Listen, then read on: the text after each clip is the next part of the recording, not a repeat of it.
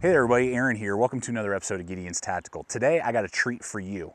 It's been long overdue, but we have gotten our hands on the Tahoma Field Knife, or TFK, designed by Andy Tran, a fellow YouTuber. He has a great YouTube channel, and recently, I think last year, he has been working on a design for quite a while. He got with Tops, and Tops produced this Tahoma Field Knife.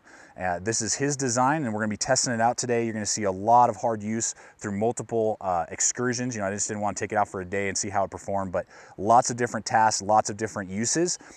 Kind of the philosophy with this, or theory behind this knife, is that it's a one-tool option. You have one knife. You don't have to worry about taking multi-tools and mini knives and all these other things, out there, that you just have to carry this, and that's all you need. It has a lot of different little features, so we're going to test out whether or not that's going to help the knife or hurt the knife. We'll see throughout the review.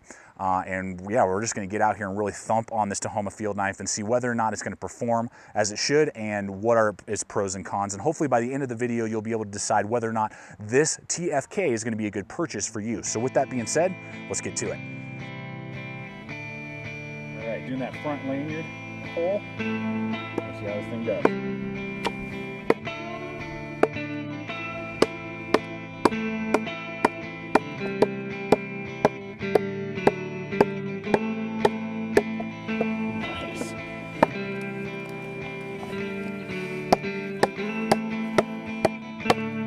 Yeah, he's a beast.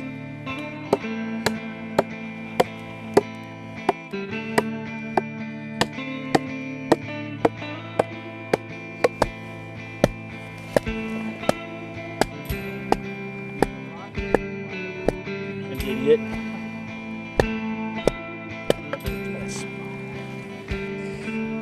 I'm pretty sure I could find anything that would work better than a rock on my knife, but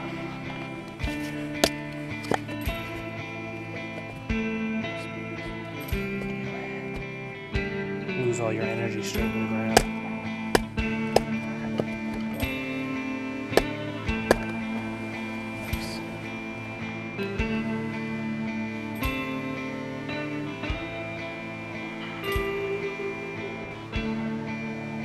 All right, guys, let's go ahead and look at a few of the basic specs here on this knife. First off, we're going to look at the overall length from tip to the very back of the handle is 14 inches, so this is definitely a monster.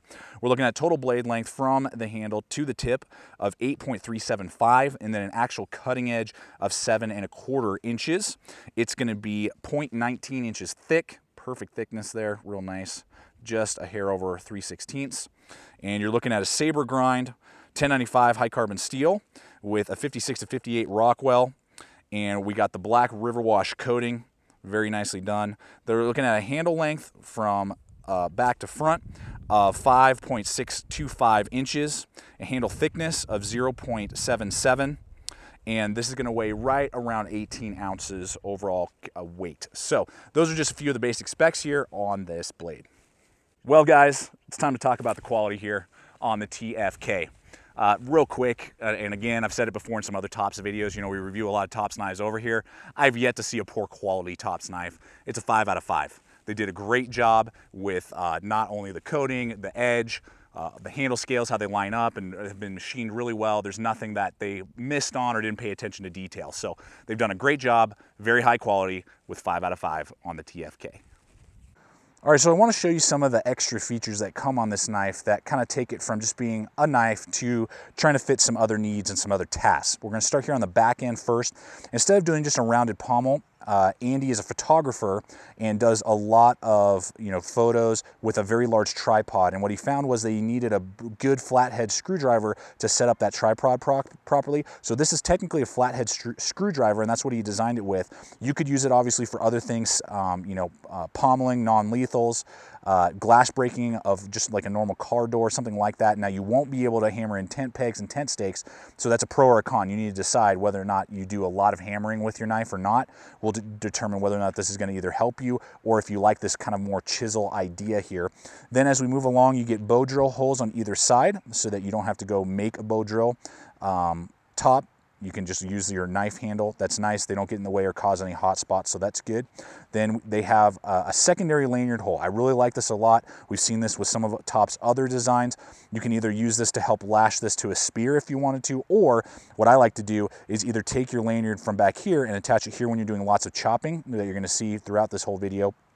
Or even lash like bungee from one end to the other bungee cord, and then you just slip your hand underneath that bungee and it keeps it really nice and secure. I love the eyelet holes either here or here, like on the Silent Hero. So that's the next feature. Then as we go along the spine here a little bit, we have this little notch that's designed either for lifting pots, if they'll fit inside the little notch there, out of the fire, or breaking wire. That's really what it's designed for. I'm gonna give it a shot. If it doesn't work very well, then, you know, for me, I always have a Leatherman on me, you know, or whatever. But you could, you know, break some wire with that. It is sharp. You could throw sparks with this as well. And because of how wide the blade is, there's no worry about snapping and breaking this. I've batoned through really dense hardwood right through that area to try and see if it would snap or break. And I've not seen that. And I've never heard of a Tops knife that has, other Tops knives have this, and I've never heard of any of those snapping and breaking either. So you don't have to worry about the weakness, I believe, of the knife at all with that notch in there. Then finally we come here to this edge. Now I special requested this through Tops, and you can do that either through Andy's website or through Tops to get this unsharpened. But out of the box that you normally order from other websites this would be a secondary sharpened edge right here. That is supposed to be, if you really jack up this edge, you could rotate the knife and still use it as a cutting edge. I didn't really want that. I would prefer to just have that dull and, you know, be able to baton on it and different things like that, because it would dull really quick with me batoning anyway. So I opted for a dull version. You can do that, or just buying it from any website will have a secondary sharpened edge there for extra cutting capabilities. So those are just a few of the extra features that you're going to get on the Tahoma field knife.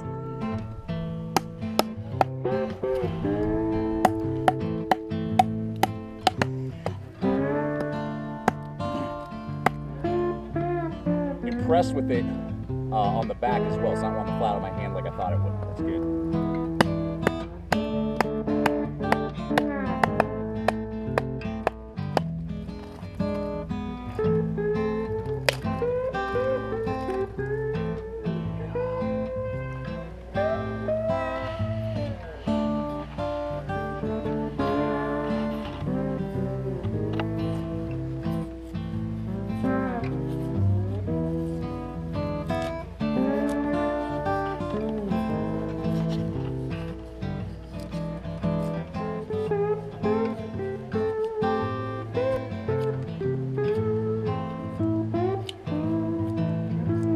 All right, guys, time to talk about the ergonomics and give you the rating here on the ergonomics of this knife. So I'll hit the kind of downside real quick, and then we'll talk about all the positive stuff, because there's a lot of good positives with this handle. The one thing, like I talked about with the teaser video, was this hump right here. And when you use the finger choil, that hump rests right there on your middle, or excuse me, on my ring finger, and does create a little bit of a hot spot. After about 5 minutes, you'll begin to notice it, and it'll begin to fatigue your hand. So if you just scoot up though and scoot back to this portion and not use the finger choil, it's totally fine. There's zero hot spots. That's where, for me, I would have liked to see just leaving the handle exactly how it is, bring the edge right to the guard. It would have been perfect. With the finger choil, not bad, but just know that there will be a little bit of a hot spot there. The positive though is that they've really done these handles well and machining and rounding them off. I was expecting them to be pretty blocky. They're much more comfortable than I was expecting in that sense. And with this curve, I was expecting the knife to want to fly out of my hand, but it didn't. Even regardless if you're using the front finger choil, or excuse me, finger lanyard hole, or the back, you're really locked into place. And I was really surprised that my hand really stayed in place and that the knife didn't want to fly out of my hand. So very impressed overall. And again, if you just use it right here, you'll never have a hot spot, and you'll have just a little bit of one if you scoot up and use the finger choil with my, as you guys all know, large size hand. So ergonomic rating, 4 out of 5 on the TFK. All right, guys, so let's just talk about the performance overall. Now, having used this multiple times, I really wanted to get a lot of good use with this knife so I could really give you a really good thought out process of what this has done and how it has performed. First thing is like chopping. Wow, this basically chops like a small hatchet. I was really impressed how they ground it in and whatever angles they're using. I mean, that bites in and really removes a lot of wood in the chopping category, so this is a very good chopper. You're getting that really large, long blade for the batoning. Now that edge will, affect some of your batoning stick capabilities. You'll go through batoning sticks that you're hitting the knife with a little faster than you would with something that's just a normal drop point, but that's all right. You just deal with it. So, but with that 7.25 inches, you're gonna span a lot of wood for all that batoning. And then we did do some, kind of hand-to-hand, if you will, with a tree. And I could definitely see the urban capabilities of this. If you're using this for your bug out bag blade, your survival knife for your bug out bag, yeah, I could totally see this going hand to hand with somebody. I know that probably military, it's a little too big, but yeah, if you had to defend yourself, this would absolutely be a great blade for that, particularly with the sharpened edge instead of the false one. Would definitely give you great stabbing capability and penetration and good lockup. And then you are able to do, the edge is still fine enough to be able to do a lot of the finer tasks, lots of nice, feather stick making, curls, those type of things. The edge geometry is really good, nylon rope cutting, all that stuff. Great performance overall, guys, with this knife. It really outperformed my expectations overall with this blade and how it does. Value. Let's talk value, and I'm going to run in another blade here just to kind of give you some perspective. The value on this, you're looking at $150 bucks for this blade, and when you're looking at other Tops knives of similar size, we're talking about the Anaconda 7V that we've previously reviewed here on the channel. We're talking about blades like the Steel Eagle. In this same size range from Tops, you're looking at right around that same price. The Tops Dart, they're all gonna be right around 150 bucks. So that's, I think, a great price point for all of the materials that are going into this and the quality level that you're getting. 5 out of 5 on the value for this knife. Now, let's talk about practicality here for a second and roll in another blade. All right, so I wanted to throw in another knife, just gonna give you guys some perspective here and food for thought. Now, like I said, 150 for this baby. I'm bringing in the Becker BK9 because it's a very, very similar knife in the sense of its specs. We're looking at 1095 Crowvan steel, similar to Tops. I think Tops does a little bit better heat treat, but very similar, very good quality, 1095 still on this Becker. You're looking at very similar blade lengths. You're looking at saber grinds, 3/16. They're within about an ounce of each other in weight. Now this is gonna be $90 with the Gryvery handle scales. If you upgrade like I have to the micarta, you're looking at about $130 for the BK9 and again, $150 for the Tahoma. So they're very close in price point, only about $20 more. So with that being said, the performance is very, very similar on both of these knives. They chop about the same, they feather stick about the same, they baton about the same. So there's very, very similar performance. So why spend the extra $20 and get the Tahoma field knife? This is why you would be buying this knife over this knife, is because you like all of the extra options. If you like the extra sharpened edge, you like the wire breaker system, you like the dual lanyard system, you like the bow drill holes, you like the chisel / screwdriver on the back, you like all those things, then that's why you're buying this one instead of the BK9, because the performance is very similar. And I do believe that there is going to be a little bit higher level of just niceness with the fit and finish. You got the black river wash, which is much better than the black coating on the K-bar. I hate this black coating. And on some level, you just want to own a Tahoma field knife, and there's nothing wrong with that, guys. There is something very special about the Tahoma field knife. Less people will own it, and there's definitely that kind of crew of people, hey, I got a Tahoma field knife, versus the BK9, which a lot of people have. There's nothing wrong with the BK9, and again, they perform about the same. So if you're a very basic guy, the BK9 might be the blade for you. But if you want something that's a little bit, top shelf, and has a lot of extra features, and you think those extra features are really gonna help you, that's why you would buy the Tahoma field knife instead of the BK9. All right, folks, let's go ahead and talk sheath here. I'm not gonna belabor this with the nylon sheath that it comes with because I got an awesome upgrade I wanna show you real quick here. But out of the box, the Tahoma field knife comes with a really low quality nylon sheath that I am not a fan of. If you've been watching the channel for a while, I'm not a fan of Tops nylon sheaths. They are pretty low quality nylon in my opinion. They only use Velcro around the handle to secure it, and I just don't like it. Those always get 2 out of 5. So out of the box, this is gonna get a 2 out of 5 on the likability for the sheath and the sheath options. But Andy knows that, and he knows that he wanted to give something a little bit better of an upgrade for those of you out there who are going to be using this on a regular basis. So instead of you having to go ship this off somewhere and wait weeks and you're out of your knife and you're paying lots of money, Andy has over at Interbark Outdoors come up with an awesome Kydex sheath design. So whoever's making this, I don't know off the top of my head, I'll probably contate it in if I can figure it out. Whoever's making these sheaths for him has done a phenomenal job. These are fantastic Kydex sheaths that you can get with lots of customization options, lots of color options that you can do. These are taco design sheaths, and they just lock really nice and secure into place there. Really a much better pair of pants for your Tahoma field knife than the nylon that it comes with. Fantastic taco design, lots of lashing points here, great thumb ramp. I can even put my index finger right there on the guard, pull it out, and it's ready to go. I don't have to do any sort of walk up or anything like that. Very snug, secure in there. No rattle. I'm really digging that a lot. An awesome carry off. This is how it comes. Out of the box, you purchase it, boom.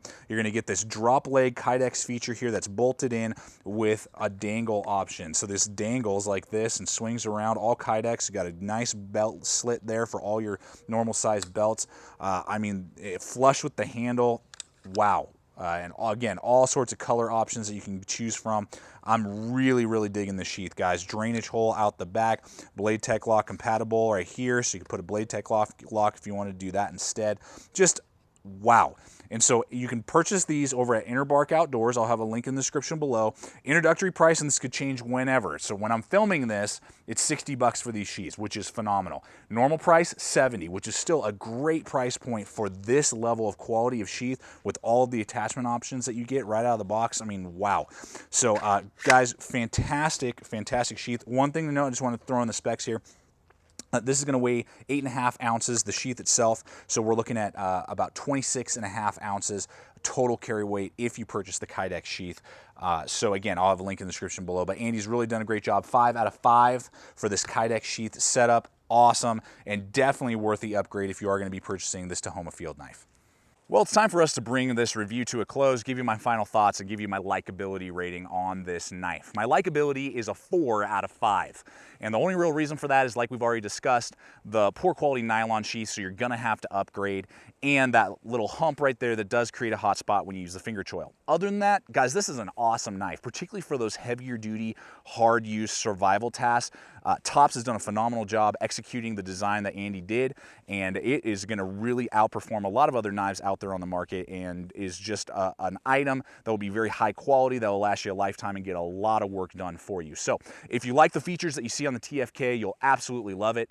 Hopefully this review has helped you out with your purchasing decisions. As always, check us out on all the relevant social media. Please subscribe, comment, like, share this video. And as always, remember to stay equipped, stay prepared. We'll see you out there.